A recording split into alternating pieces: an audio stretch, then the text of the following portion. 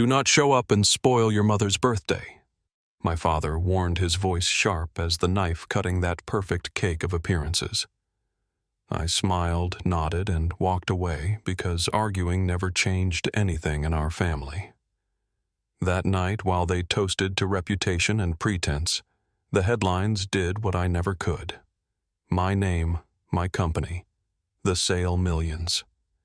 Every guest at my mother's party froze in front of the television as the truth they refused to hear finally spoke for me. They wanted to keep me out to protect their image, but that same image shattered under my success. Funny, is it not, how silence can become the loudest revenge? My name is Ethan Ward, and if you have ever been treated like a disappointment by the people who should have believed in you first, then maybe you will understand me more than anyone else. Before I share my story, I want to know you are here with me. Just say, listening in the comments, or let me know where you are. I love hearing how far my story reaches. Sometimes even the smallest connection can make a story feel heard. Thank you. And now here is my story. And if my story speaks to you, please subscribe. Not for me, but for every person who has ever been underestimated and still chose to rise because voices like ours deserve to be heard. 3 days before my mother's 65th birthday, the light in my parents' kitchen had the golden softness of late Oregon fall, the kind of light that makes everything look gentler than it really is. I walked in holding a small box wrapped in gray paper, a gift I had spent weeks hunting down, a vintage Swiss watch my father once said he wanted when I was a kid. Back then he called it a piece of time that never lies. I thought it would make him smile. Instead, it became the opening statement in what felt like a family trial.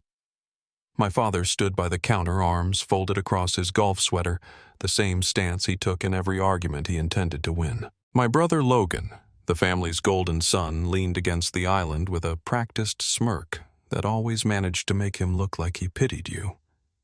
My mother, Margaret, sat at the table, turning her coffee cup in small circles, already aware something unpleasant was about to unfold, but not willing to stop it. Ethan, my father said we need to talk about Saturday. I smiled, assuming he meant logistics. The party? Sure. What time do you want me there? That is just it. He continued, glancing at Logan. We think it is better if you do not come. For a moment, I thought I had misheard him. You do not want me there. Logan exhaled like someone forced to explain common sense to a child. It is not personal, Ethan. It is optics. Mom's birthday is a big deal. Dad's colleagues, my partners from the firm, Mom's country club circle. These people notice things. What things? He looked me over, eyes pausing on my plain jacket and jeans. You are 32.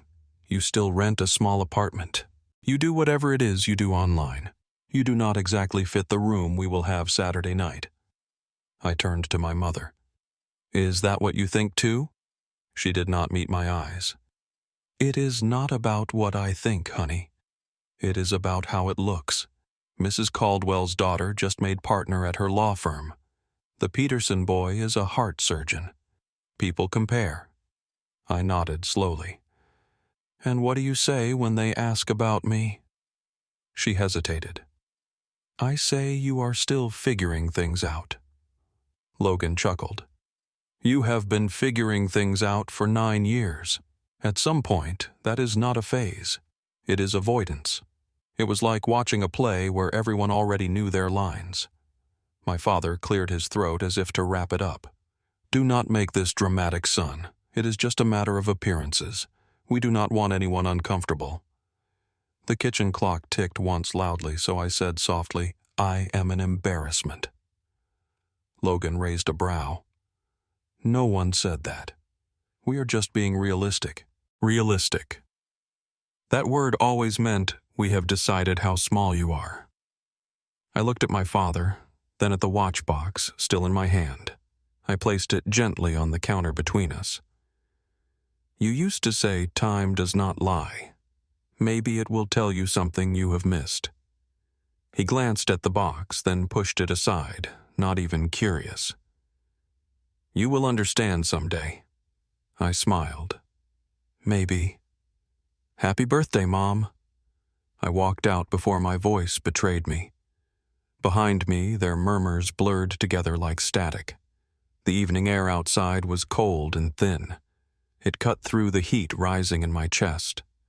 I got into my car, the light from the house reflecting on the windshield, and thought that was the kind of warmth that burns only from one side.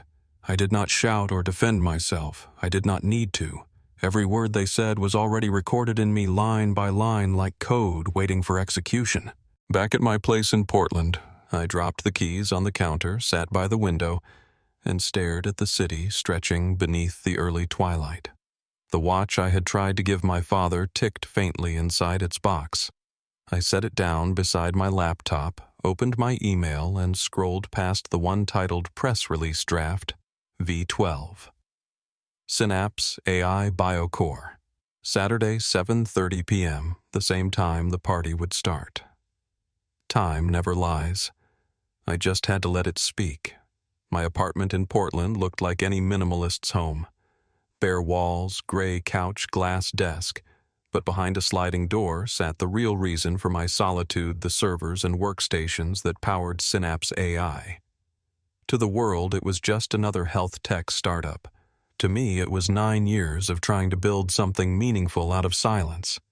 It started in a basement. Noah Kim and I met at a tech conference in Seattle, both broke, both too stubborn to work for anyone else. We shared a conviction that data could save lives if you taught it empathy. So we started training an AI model that could detect early signs of heart disease using nothing but existing patient scans and open-source data. The first 2 years nearly broke us.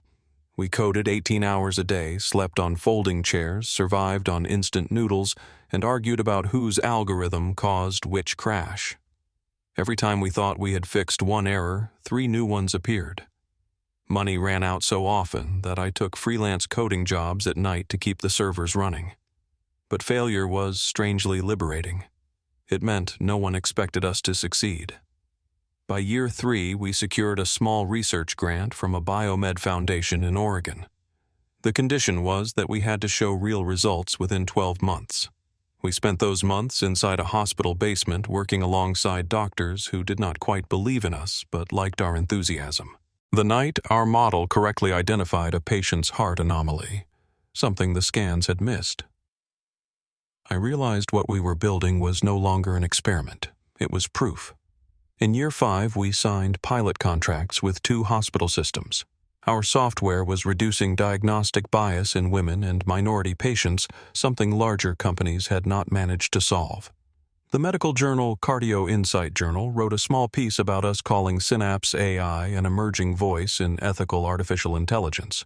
I printed it, folded it, and kept it in a drawer. I did not send it to my parents.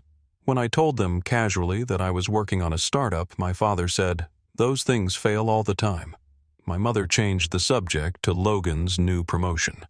After that, I stopped updating them. By year 7, our algorithm surpassed the FDA accuracy standard. That was when BioCore, one of the biggest healthcare conglomerates in the country, called. They wanted to buy us. Noah was thrilled. I was cautious. Money was never the point. I just wanted to protect what we had built. As negotiations stretched across months, a strange email appeared in our internal thread. A business development manager from Seattle, someone I had never met, had forwarded a resume to ourwardgroup.com, mailed instead to ourportlandgroup.com, Logan's firm. At first, I thought it was coincidence. Then I noticed the sender's name matched one of my mother's acquaintances from her country club. Suddenly, the lines between family and business did not feel so separate anymore. Still, I said nothing. One Friday night, I stayed in the office long after everyone had left reviewing BioCore's final terms. I opened the press release draft attached to the email from their PR team.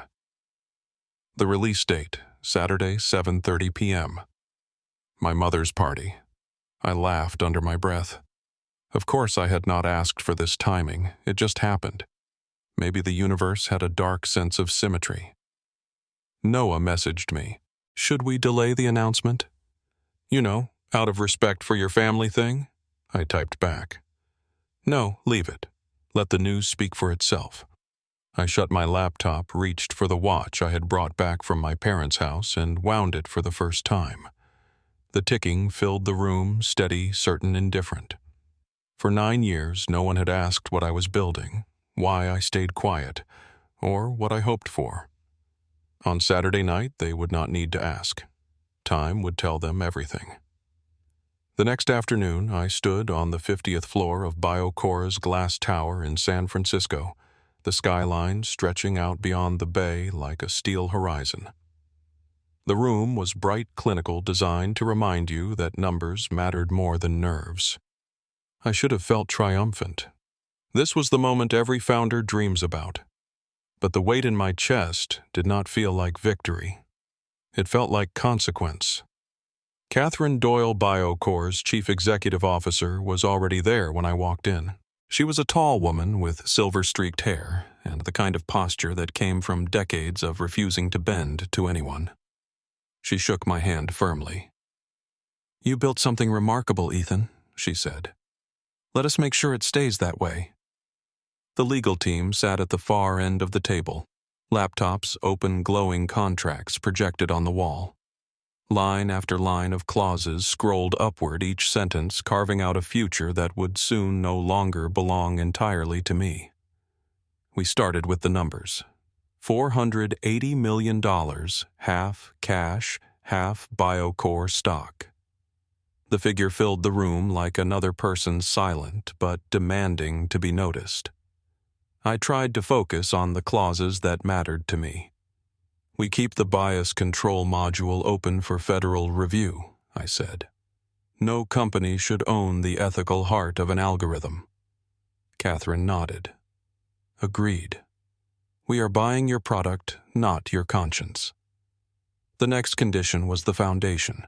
I wanted 3% of the product's annual revenue set aside for scholarships in biomedical artificial intelligence, a fund I explained for kids who could not afford to dream this big but might change the world if they could. One of the lawyers frowned. "That is unusual." Catherine lifted a hand. "So is building a machine that saves lives without exploiting them." "Include it." When the final draft appeared on the screen, she turned to me.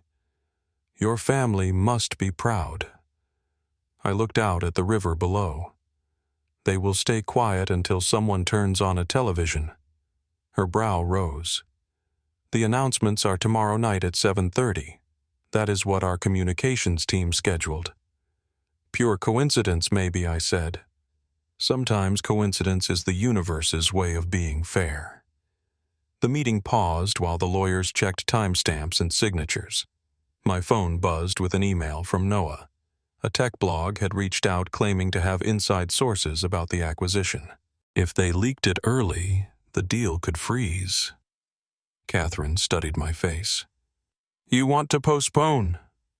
I shook my head. "The hospitals using our platform are waiting for this release. If we delay, patients wait too. Let them publish when they are ready." She smiled faintly.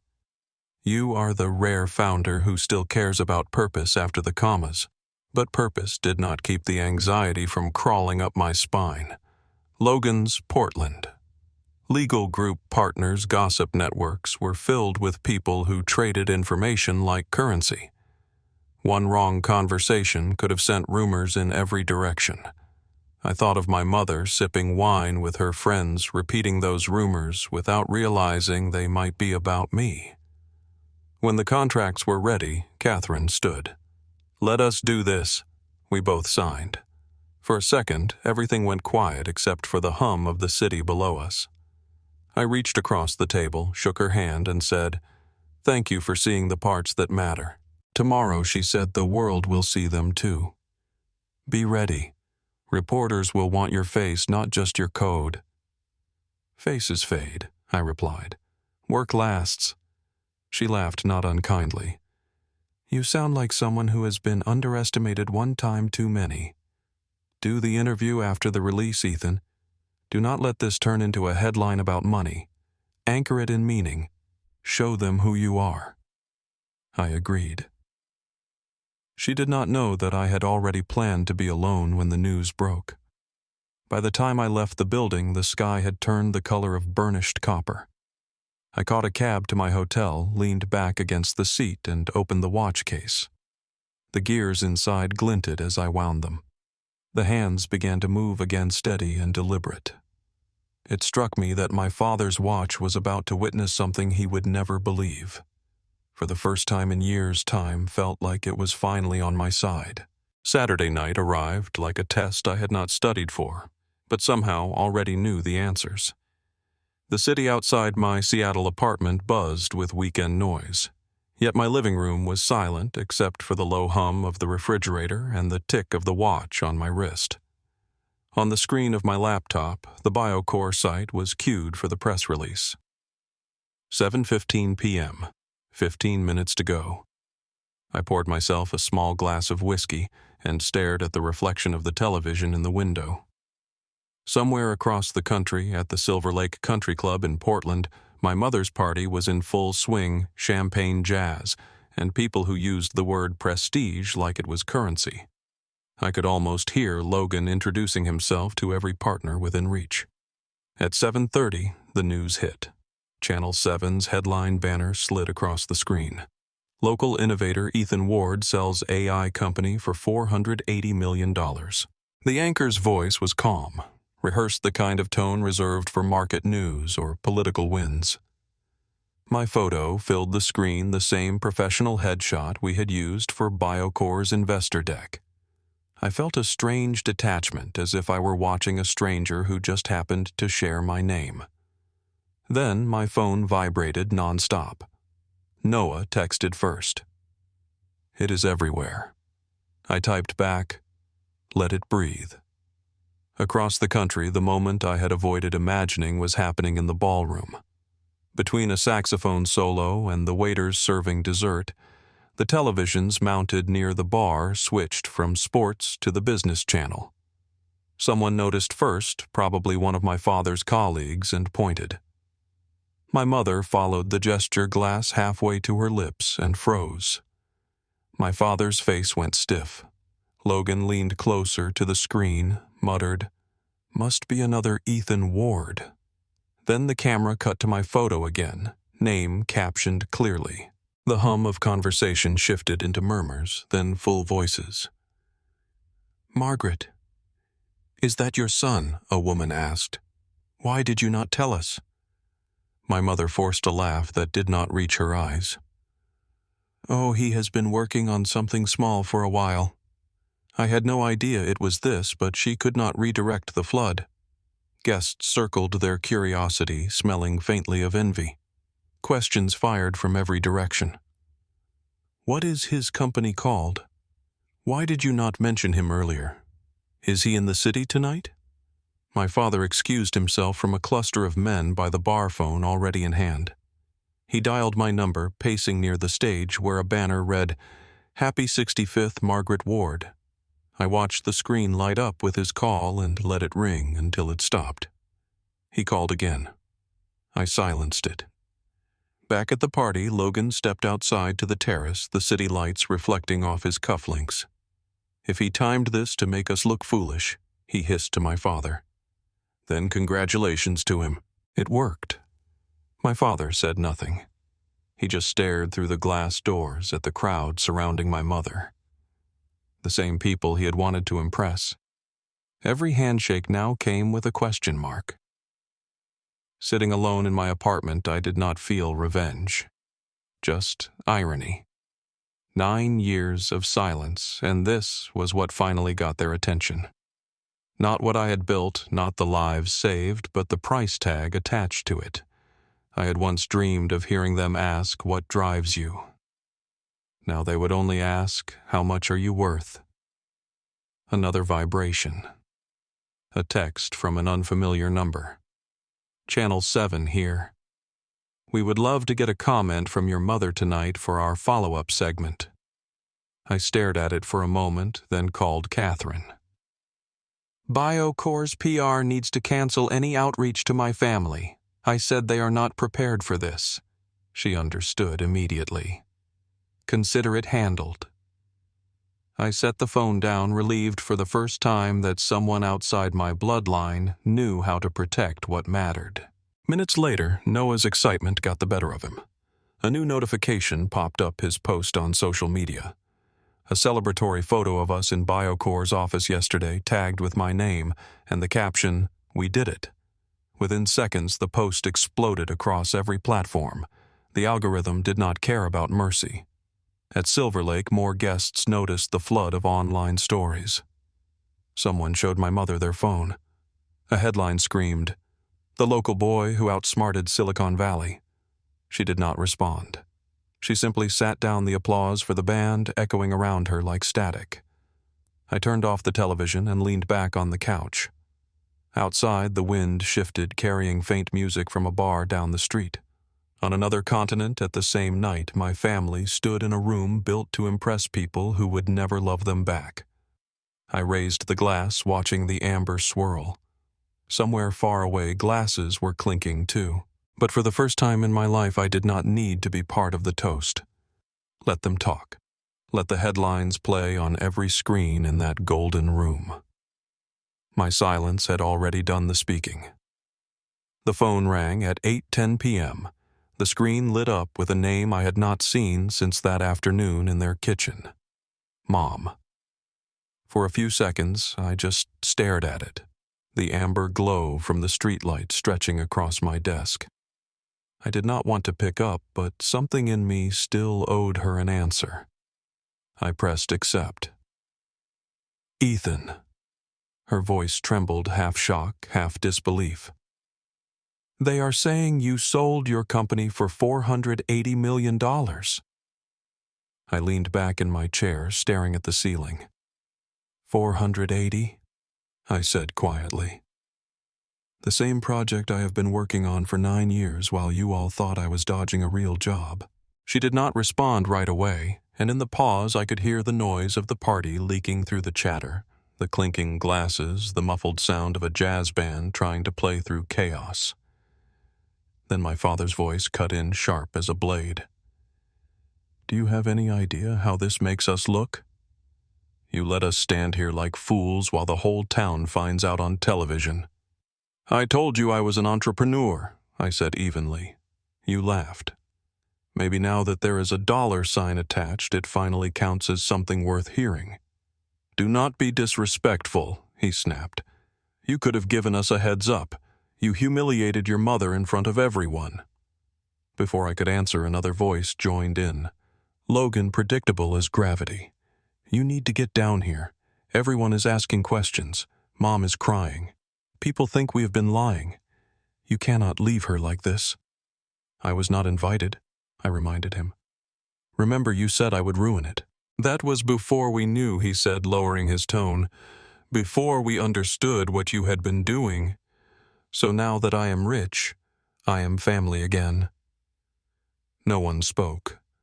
All I heard was the band stopping mid-song, replaced by a low murmur of gossip. Then my mother came back on the line. "Ethan, please. I just wanted tonight to be special. I did not want to lose control of it. I wanted to be proud, not blindsided." I could picture her sitting at that table, surrounded by people she had built her identity around. The same people who now whispered my name like it was currency. "You had every chance to be proud," I said softly. "All you had to do was ask what I was building instead of what it was worth." My father's voice returned angrier this time. "Do not act like a martyr. You could have chosen any other night." I laughed under my breath. "You give me too much credit. The timing was not mine to choose. Maybe you just do not like that the truth did not need your permission to arrive." He raised his voice, and for the first time I did not flinch. "You are selfish. You made this family look ridiculous." "No, Dad," I said quietly. "You did that the moment you cared more about appearances than people." My mother's sobs came through faintly, a sound that twisted somewhere deep in my chest. "Ethan," she whispered. "Please come home. Let us fix this before it gets worse." "I cannot," I said. "You made it clear I was not welcome. You do not get to revoke that just because the cameras showed up." The silence that followed was heavy like static between two frequencies that would never meet again. I could hear Logan breathing into the line, ready to argue, but I did not give him the chance. "I hope the party goes well," I said, steady but not cold. "But I am not coming. You asked me to stay away, and I intend to respect that request." I hung up before they could respond. Almost immediately, the phone buzzed again. An unknown number this time. A photo popped up on my screen, a shot of the Silver Lake Ballroom. The caption read, "The guest who outshone the hosts." My face glowed from the television in the background. Everyone else turned toward it like a mirror of regret. I set the phone down, exhaled once, then it buzzed again. Noah, this time, said breathless, "Someone is trying to access the servers from a Portland-based IP. They are using a legal firm's domain." "Which one?" I asked, already knowing the answer. He hesitated. "Portland Legal Group, the same one your brother works for." I rubbed my temple. "Lock it down. Send me the audit log. No one gets in without my signature." After I hung up, another message arrived, an email from Catherine. "Do not post or respond to anything public. Let the noise burn itself out. Silence is your greatest weapon right now." I closed my laptop. The apartment went dark except for the faint city glow seeping through the blinds. The watch on my wrist ticked steadily, unfazed by everything that was breaking apart. For years they had mistaken my quiet for weakness. But tonight, silence was the only thing I had left that was entirely mine. By 10:00 p.m., the ballroom at Silver Lake looked nothing like the glossy invitation promised. The band had stopped playing. The waiters were clearing half-eaten plates. Conversations died mid-sentence as guests slipped away. Some pretended to have early mornings, others were too eager to escape the awkward air. On every phone screen, the same headline glowed, "The son they did not invite." Someone had leaked a photo from inside the party. The television frozen on my face while my parents stood beneath the Happy 65th Margaret Ward banner. Within an hour, the image was everywhere. A popular business blogger captioned it, "They tried to hide their son's success. The internet made sure they could not." The post hit 1 million views before dessert. Logan was the first to try damage control. "Ethan has always been private," he told a group of guests near the bar. "He hates attention." It sounded rehearsed. No one believed him. My mother sat in her chair, shoulders slumped, staring at the half-melted candles on her cake. My father paced near the doors, arguing with the club manager about shutting off the televisions. "This is supposed to be a private event," he barked. Across the room, someone whispered, "Poor Margaret. Imagine finding out your son is a millionaire on live television." Meanwhile, I was miles away, driving aimlessly through Seattle's empty streets. I had turned off all notifications, but the phone still pulsed with unseen messages. Catherine texted the schedule for tomorrow's morning interview, national television, 8 a.m. She thought it would help stabilize the story, making it about innovation instead of scandal. I parked outside a quiet bar I had not visited in years. The bartender looked up surprised. "Heard the news. Guess the city finally caught up to you." I managed a small smile. "Took them long enough." He slid a drink across the counter without asking what I wanted. The first sip burned, grounding me. For a few minutes, I let the noise of the world fade. Then the phone buzzed again, Noah emailing from his laptop. "We just got a server request traced to an account named Logan Ward. Someone tried to access Synapse AI's legal files. We blocked it, but he was clearly fishing for leverage." I stared at the screen until the letters blurred. My own brother, the one who once mocked me for dreaming too small, was now trying to crawl inside my work for profit. There was something poetic in the predictability. A new email appeared, this one from my mother. No greeting, no explanation, just one sentence. "You won, but we lost." I read it 3 times before closing the app. She was not wrong. I had not wanted them to lose only to see me clearly for once. But maybe loss was the only lens they understood. Minutes later, Catherine called. Her voice was calm but edged with irritation. "Your father reached out to our PR department. He demanded we remove the ward name from tomorrow's press materials. If he keeps pushing, it could look like interference." "I am sorry," I said quietly. "He is trying to save face." "Well, he is close to losing it entirely," she replied.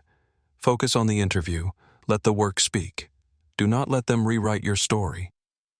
When the call ended, I scrolled through my feed. A journalist had already found my address and posted a photo of my apartment building.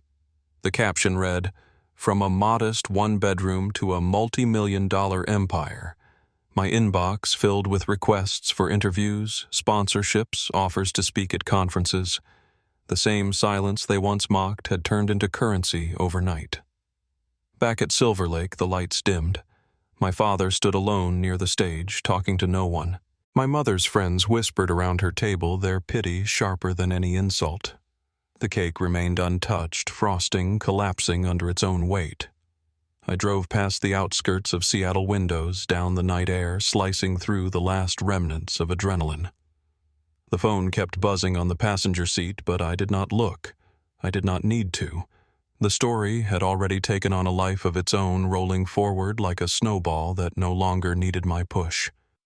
At 11:59 p.m., I stopped at a red light and glanced into the rear-view mirror. The city lights behind me blurred into streaks of gold and red like time stretching itself thin. Somewhere far away, Silver Lake went dark. Guests left. The last notes of jazz faded. I gripped the wheel and whispered to myself, "If they would not invite me, let the world do it instead." Then I drove on into the quiet, into the version of my life that no one else had written for me. By the time morning came, the noise had transformed into something else. No longer chaos, but curiosity. Every major network wanted a soundbite. Every paper wanted a photo. And my inbox was an avalanche of congratulations from people who had ignored my existence a week ago. But I was not thinking about headlines. I was thinking about how to speak without letting the words become weapons. At 9:00 a.m., I walked into Channel 7's studio in Seattle. The air smelled of coffee and stage lighting of nerves and new beginnings. Technicians adjusted microphones and cables while producers murmured about camera angles. When I shook hands with the host, she smiled and said, "Ethan Ward, the man who made the entire state Google his name overnight." "Not sure that is something to brag about," I replied. A few minutes before the broadcast, Catherine Doyle's name lit up the screen. "You ready?" she asked. "As ready as I will ever be. Remember, talk about the mission, not the money. Let them see the purpose, not the price." "I will." "Good," she said. "Then let us remind people what real success looks like." The red light on the camera blinked on. The host turned toward me, her smile composed but her eyes sharp. "Ethan Ward, you have built something extraordinary, an AI platform that could change how hospitals detect heart disease. Overnight, you became one of the most talked about people in Washington. Tell us what started it all." I took a breath, the lights burning against my skin. "It started with loss," I said. "A friend of mine died young from a heart condition that went undetected. I wanted to make sure others got the warning he never had. That is how Synapse AI was born." The host leaned forward slightly. "That is a powerful motivation. And your family, did they know what you were working on all this time?" For a second I hesitated. The whole country was watching, but that question felt like it came from somewhere private. "They knew I was working," I said slowly. "They just did not know why it mattered to me. Maybe that is on me. Maybe it is on all of us." Something shifted in the studio. The host nodded, letting the silence fill the space for a beat before moving on. "There is a lot of talk about humility in technology, about staying grounded. You seem unusually calm for someone who just sold a company for hundreds of millions." Calm is not indifference, I said. It is understanding that money does not measure meaning. Success is not about being invited into rooms that once shut you out. It is about staying whole even when you are outside those doors. The control room producer whispered into her microphone, "Keep that line." The host smiled, sensing something deeper was happening. Messages started flooding into the network's live feed. Viewers wrote, "He is so composed. You can feel the pain under his calm. This is what dignity sounds like." Somewhere backstage, my phone vibrated. A text from Noah appeared. "Your family is watching. Logan just posted an apology. Public sincere, I think." Another message followed seconds later, this time from my mother. "I am watching you. I see you." I did not reply. I just looked into the camera and finished the interview with a steady voice. Real success is not proving anyone wrong. It is finding peace and knowing you did not have to shout to be heard. The host sat back. "That is beautifully said." When the cameras stopped rolling, the crew clapped softly. Someone offered me water. Someone else asked for a photo. I nodded politely, but barely heard them. I felt weightless, as though something heavy had finally been set down. Later that day, Catherine called again. "You did it," she said. "That line, the one about the doors, it is already trending. We are replaying your interview during prime time tonight." I smiled. "Good. Maybe someone out there needs to hear it." Before hanging up, she added, "By the way, your brother reached out to our office. He wants to help with the Synapse Foundation Scholarship Fund. I think it is his way of making things right." When I left the studio, the Washington sun was high and blinding. I walked to a small cafe across the street, ordered black coffee, and sat near the window. The television in the corner replayed the segment, my own face staring back at me, saying the words that once felt impossible to say. For the first time, I did not feel like a ghost in my own story. It felt like the verdict had finally been read, and I had won without ever having to raise my voice. 2 months later, the noise had faded.